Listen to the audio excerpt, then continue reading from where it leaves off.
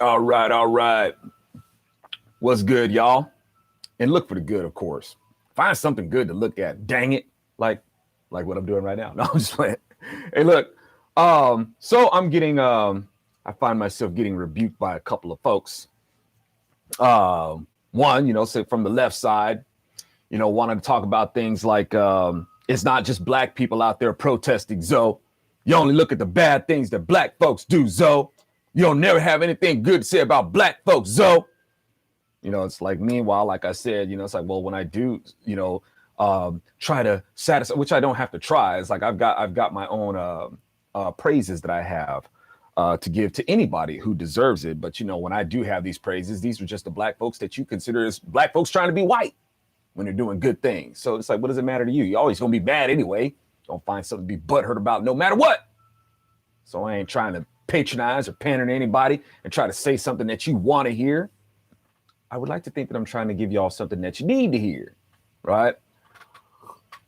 But at any rate, like I said in my last piece, man, it's like, they wanted to be pointed out that there's white folks out there rioting too, Zoe, which means that if you want me to associate white people with this.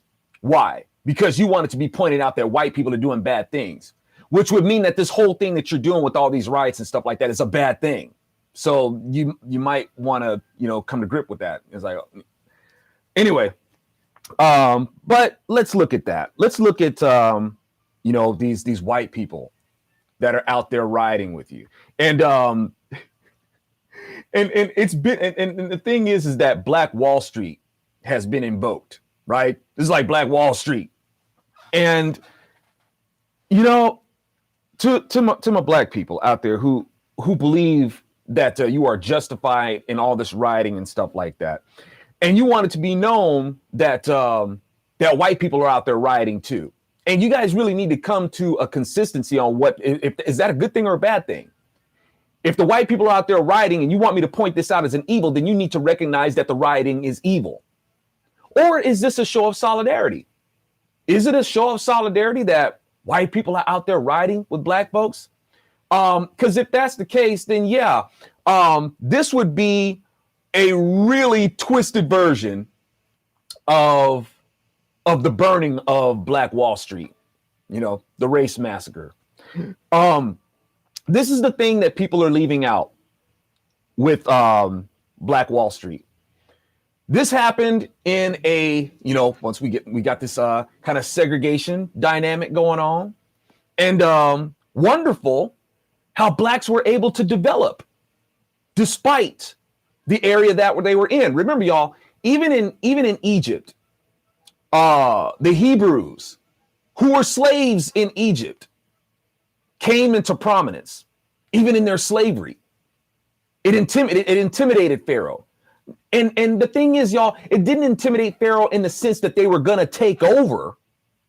What Pharaoh was worried about was them leaving.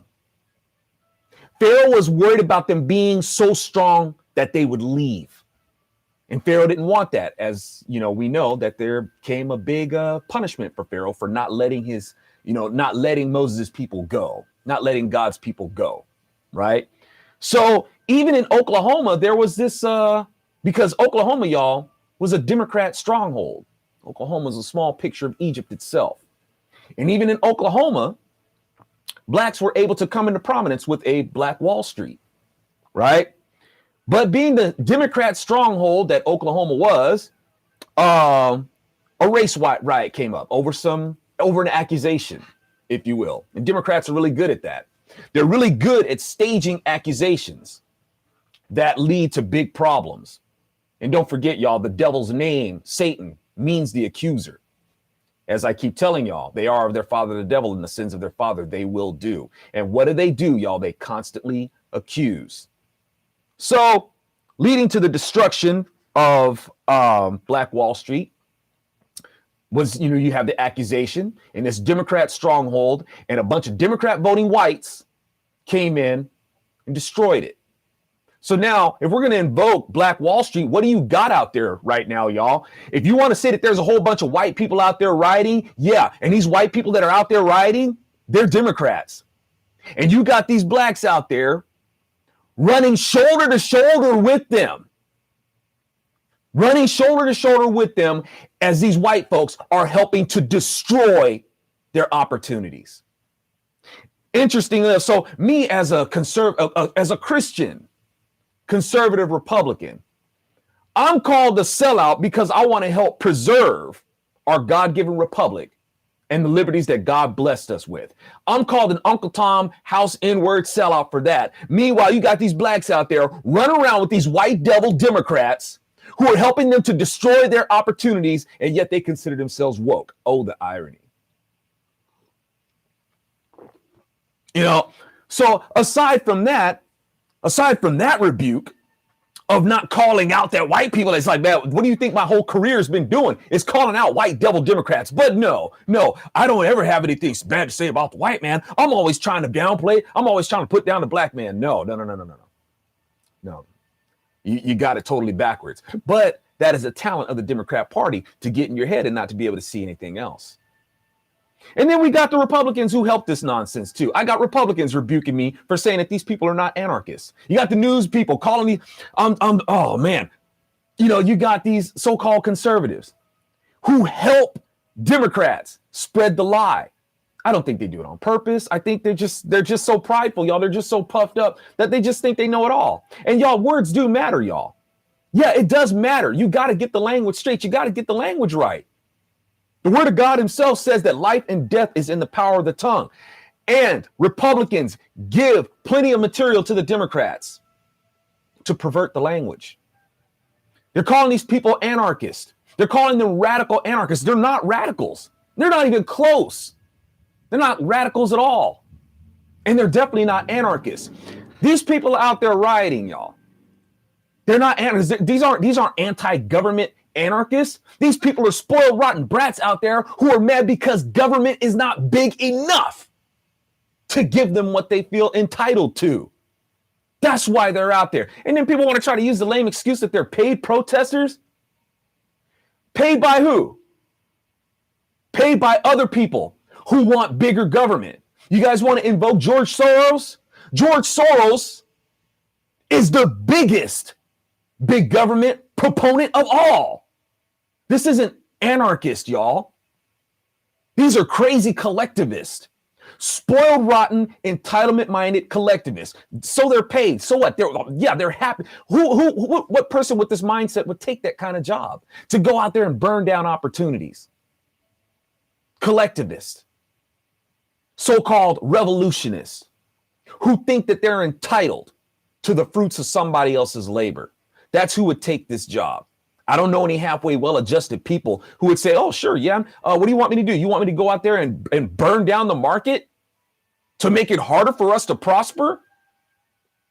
It's saddening. I mean, because I got people who consider themselves conservative, more or less, probably more likely libertarian or whichever, right-leaning or sort of. And it's embarrassing that people would actually try to rebuke me for saying, dude, this isn't the work of anarchists.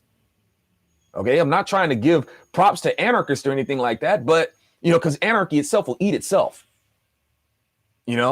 But these people, these are tantrum throwing collectivists, y'all, that aren't looking to get rid of government. They're mad because government isn't big enough for them, and they want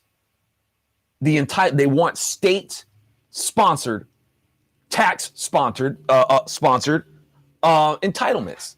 They want to be taken care of. That's what this is about, y'all. And it's unfortunate that you got Republicans out there that help these people promote a lie, a perversion. They keep calling them radicals, y'all. They're not radicals. Right? I'm gonna tell you again. In order to be a radical, you have to have a core. You have to have a root. That's what a radical is. It's a core. It's a root, right? Do these people out there who are writing, do they look like they have a core? Do they look like they have a root? Do these people look like they can be satisfied? These people got deep-seated issues, man, that have existed long before Trump. They can't be satisfied. They're insatiable. They don't have a core. If anything, the only core that they have is selfishness, and selfishness can't be satisfied. right? So what you think just because they're being extreme? Well, then just call them extreme, but they're not radicals. These are a bunch of rebels. I'm trying to tell you that the Democrat Party is the same people that they've been trying to destroy the Republic since the 1800s, since the Confederacy that they established. And what were they? They were rebels. They were rebels then, they're rebels now. But you got conservatives helping them promote the idea that the ideologies and parties have switched sides because they keep calling them something that they're not. They're not anarchists. They're not radicals. They're rebels. They're rebels like their father, the devil, the first rebel. And Satan, Lucifer, was not a radical. If he was a radical, he would have stuck to the root of God. He rebelled against the root of God. He was a rebel, but you guys are duped. Even the Republicans are duped by Saul Alinsky. You have fallen into his trap, and you promote the idea that these people are radicals. They're not. They're rebels. They're entitled, spoiled, rotten, entitlement-minded rebels who think they are entitled to what somebody else has earned. This is covetousness. This is theft. This is slander. This results in murder. This is the work of rebels, not radicals. So, but you know, hey, what do I know, man? What do I know? I'm just watching Republicans help these people promote a lie. You know, I wish that I could feel so, and I do, man, because I don't want to see anybody get hurt. I don't want to see anybody get hurt, man. But since liberals want to call out karma so much, everything is karma. Karma is supposed to be the thing that we're accountable to. Y'all, I ain't worried about karma. I don't believe in karma. I believe in reaping what you sow. But I don't live my life as if I'm accountable or I'm responsible to karma. Karma is not my judge. Karma is not my king. Christ is my king, and I'm accountable to him. But since liberals like to use the term karma so much, you have reaped what you sow. You pander to these people, these businesses and these liberal and Democrat strongholds where these places are burning. Have you not made the connection, y'all, that these are Democrat controlled areas and they constantly promote the poison on you? And now karma, your karma has come back to bite you. They are burning down your businesses. You have pandered and you have emboldened these people to think that they're entitled to something. And now they have come for you. It's a fair trade. You've emboldened them. You've helped push the propaganda of pride and justice. This social justice nonsense that you pushed on them. Push until they've snapped. And now they're burning down your communities. They're burning down the opportunities there. They're burning down your businesses. And unfortunately, some people who haven't contributed to this nonsense are paying the price too. I told you that these people would turn on you. But, you know, I understand what it's like to have your business burned down. The Democrats have been burning down my business for over 5 years. I know what it's like. And I've been trying to tell you who the enemy is who will do this to you. The Democrats have been doing it to me. They've been doing it to a lot of people. I'm one of their casualties, y'all. I know what Democrats do. But now Democrats are getting a little taste of their own poison. But at the same time, this stuff is by design. And I guess there's acceptable casualties and acceptable sacrifices with the Democrat Party that they're willing to do. They do it all the time. You know, so, you know, but Republicans, they don't make the leap, man. Instead, conservatives are so worried about protecting their innocence as white people. That's what conservatives, that's why they buy into the, instead of going the stretch and say, look, yeah, we know that white people are doing this, and these white people vote Democrat. It's all this racism and this institutionalized racism, this apartheid policies that America has been so angry and bitter about. Well, it was the Democrats who were doing it. And unfortunately, white conservatives are so worried about protecting their white innocence, they forget that it's been Democrats who have been doing this stuff. You know, but, you know, they don't want to hear it from me. I know, because I'm too Christian for a lot of these sophisticated conservatives out there. You know, I know. So they're afraid that I might say something too Christian on their channels. But y'all, I'm not a spotlight seeker. I'm not enough of a spotlight seeker for them as it is. They want somebody who's hungry for the spotlight. I'm not.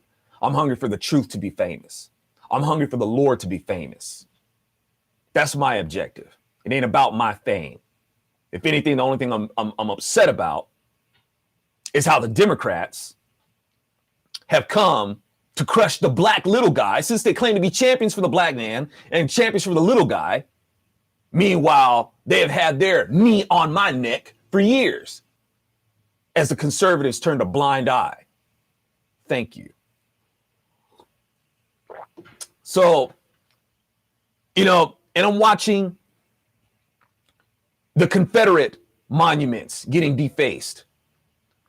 And leading up to that, you got conservatives out there saying, well, we shouldn't take them down. It's all about heritage. It's all about history.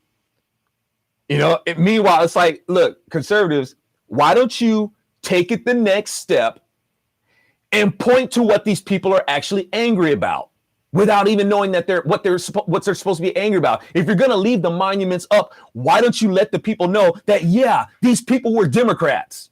Why don't you let them know that? But they don't. Instead, they just say, leave them up because it's about heritage, which allows people to point to you as the racist who support leaving up racist monuments, and leads them to wondering why the people have switched sides. And these people who represented the Confederacy were what? They were rebels, right? Those who wave around the Confederate flag, they'll tell you, still a rebel. It's still here today, but Republicans, for some reason, they overlook that. They don't take the extra step. And they give these people all the material that they need to promote the idea that the parties and ideologies have switched sides, and then Republicans wonder why people don't trust them. Because you have helped the Democrats lay their history on you. And that's why they don't trust you, because they see you for the evil that the Democrats did. When are you gonna understand, y'all? When are you gonna understand that this is why the Democrat founded KKK calls themselves the Invisible Empire? And they've kept me silent in trying to tell you. And I got too many people who are scared to share this video. I got too many people in my audience who are so afraid they're going to lose their Facebook friends. And Facebook themselves is afraid to let people see my work anyway. It's a perfect storm of a whole bunch of stuff of why you don't see my stuff. Prideful conservatives in media who act like I don't exist. Why? Because they might want to borrow some of this stuff and they might want to say it so they can get the glory for it. It's all good. People say, well, what does it matter, though? As long as the truth gets out there. Well, if it matters, so if it doesn't matter who says it, then why are you so complacent, or why are you so satisfied that somebody else will say it while somebody else gets buried? Because part of the truth, y'all, is people getting crushed. If you're so concerned about the truth getting out there, but whichever, man. I'm seeing right now they're trying to say that there's these are white supremacy groups out there, white supremacy groups. And the media is trying to stoke the flames of not stoke the flames, but it's just trying to call out these different factors. What Democrats are trying to do, trying to say that the right wing is trying to start a race war. Wow, you Democrats, you don't change. You're trying to say that white supremacist groups are out there and whatnot are trying to spur a race war. You Democrats don't change. Because the Democrats leading up to the Civil War did the same thing against Lincoln. They said the same thing. While you got suckers out there trying to say that Lincoln never cared about freeing the slaves. Lincoln didn't care about freeing the slaves. Lincoln this, Lincoln that. His contemporaries, his enemies themselves were saying that Lincoln is trying to start a war. And Lincoln just sat back and let him do it. Lincoln just played dumb. It was like, because the thing is that it was Lincoln's stated objective to end slavery. That was one of his first political statements. I'm going to go after this, and I'm going to go after it hard. That's what Lincoln said. Okay. But people want to lean on things like, no, I don't, my paramount objective is to preserve the Union. I don't care about freeing the slaves. Lincoln said that in his political genius, y'all. Why? Because he drove the Democrats crazier saying that, because the Democrats knew what Lincoln was trying to do. And they were out there saying, Lincoln was like, man, they're going to campaign for me. I'm going to make these guys go nuts and they will campaign for me. And the contemporaries of Lincoln's day, they accused him of committing the sin of sacrificing white lives for black freedom. That was the accusation against Lincoln during that day. And Lincoln was looking to start a war. That was his objective. I'm going to start a war to end slavery if I have to. You got these sucker Republicans out there trying to say that the war wasn't about ending slavery. Evidently, you haven't read the Confederate Constitution. You haven't read the Confederate Constitution established by the Democrats. I guess you never read it. All right. The Democrats back then will tell you that the war was about slavery. His enemies will tell you that's what it was for. They threatened. It was like, Lincoln, we're going to drag this out of you if we have to. We know what you're trying to do. So the same propagandists today, the Democrats who are trying to pump this out there, were doing the same thing back in Lincoln's day, except for Lincoln's objectives were different. Lincoln's objective was like, look, man, all men are created equal. This Republican Party was founded to abolish slavery. All right.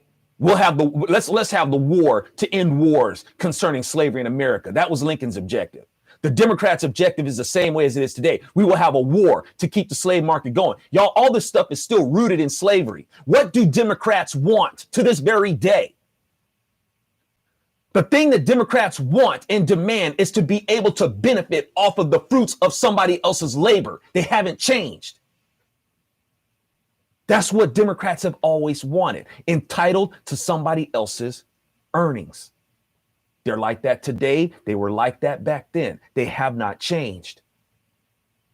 But, you know, and Republicans, see, I'll admit it. I ditched way too much school to be indoctrinated by the public school system.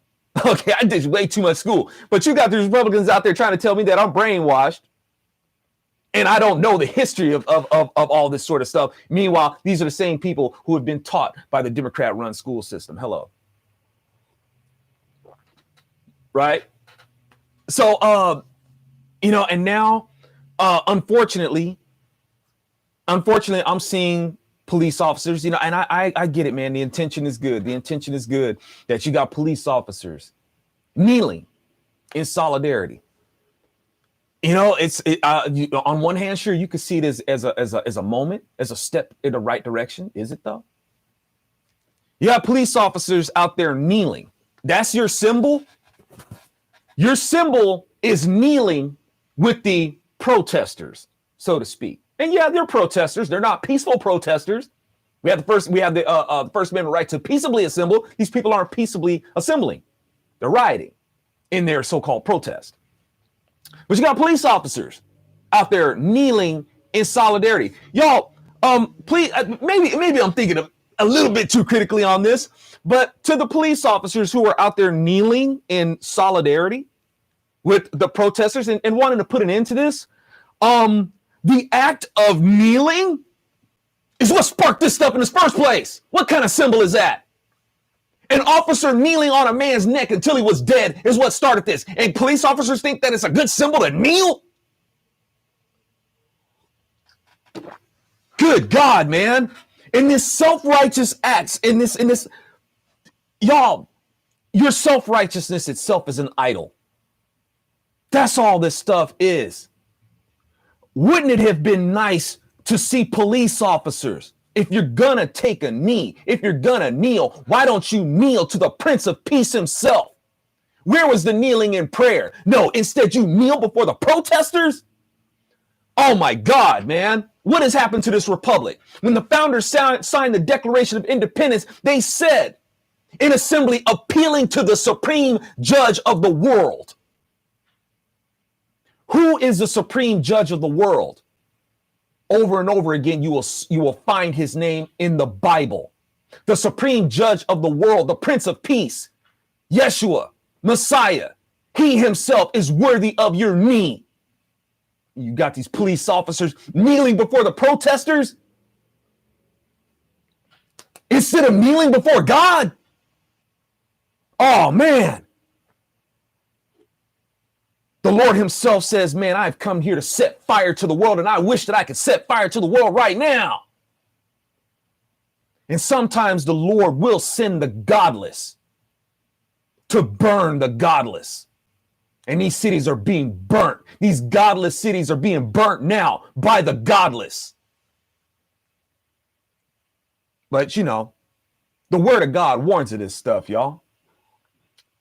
You got so many people out there who feel they're too sophisticated to examine. They don't have the patience.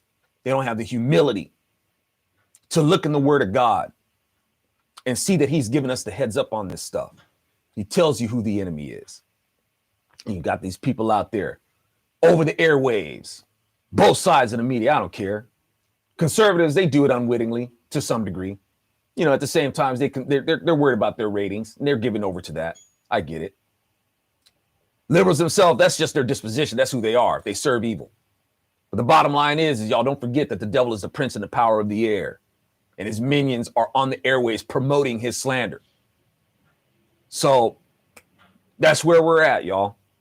Now, for those who claim that they really want peace, you should start praying. I mean, if you really want it, you know, because there's only one who's proven that he can actually do it. He's proven it. But you guys are sucker for the lie that he never existed or he wasn't who he claimed to be. You guys have fallen for the lie so easily, right? You want peace? Why don't you take it to the author of it? Now, unfortunately, and remember, y'all, God is a free will kind of God. All right, you can do you. He's not going to force you. Yeah, there's punishment at some point, but that's part of the free will choice. A part of the free will choice is the free will to face the consequences for your actions. For anybody who tries to say that God is some tyrant who doesn't care about free will, who's opposed to free will just because he's going to send you to hell because you didn't accept him. No, it doesn't work that way. Okay, God in his justice is saying I get it. You reject me. I'm not going to force you to live here in my kingdom. But whatever it is that you believe and this stuff that leads to cities burning, you think I'm going to let you bring that into heaven? No, it wouldn't be heaven anymore. You suck. So you can't be here. All right. But God has proven. And y'all, some people aren't. The problem is it's not because God failed at it. God did not fail in his authorship of peace. People failed to accept it. In our haughtiness and in our pride, you know, thinking that we can do things our own way and we can fix this sort of stuff. These pro-science people, you know, I dig science too, but these pro-science people, you would think after this experiment, you know, when experiment keeps rendering a result contrary to what you expected, you know, that must mean that this is not going right. And the human experiment keeps showing that by their own design, we can't establish a peaceful world, right? A perpetual peace. Can't do it. But Jesus can. He proved it. And, but people think that they can build their own tower to heaven, you know, and think that they can sustain something. You know, we have to make it sustainable. How are you going to make it sustainable, y'all? How are you going to make it sustainable? When we're working with finite material, we ourselves are finite material. So you can't make something that's perpetually sustainable. Your ideas and all that sort of stuff is subject to decay. You can't do it. And your own ideals will kill that sort of stuff before even the next generation comes in. And the next generation will be poisoned, contributing to the decay. The only thing that we're doing is maintaining chaos. Right? And all this, and it just keeps leading to destruction over and over again, cycling destruction. That's what we do. Right? Because we don't have the humility to take it to the Prince of Peace. Right? But, you know, I just thought I'd share that with you. And, you know, to, you know, anybody out there who's affected by this, you know, I pray you receive the Lord's peace and truth. You know, it's unfortunate that so many of these places have pandered, these places that are burning have pandered. You've pandered and you've emboldened the people who came to burn you down. And to the people who came to burn them down, you listened to these people and you cursed the people who have been trying to warn you. And the Bible speaks of this stuff over and over again. prophets killed trying to tell people the truth, for telling them it's like, dude, you guys are en route to destruction. You might want to knock this off. Oh, you know what? Shut up. Because, matter of fact, we're just going to kill you. It's the way it's always been. The Bible has warned us of this over and over again. And people act like they're surprised. There's no excuse. Today, there's no excuse. There's no excuse to not know anymore. We're in a generation where there's absolutely no excuse to not know anymore. We've been warned over and over again. We've seen the examples of it over and over again. And people keep falling for the lie. So, the Lord's shalom to y'all. My prayer is that people receive the Lord's peace and truth. And if you really want peace, start getting to know him.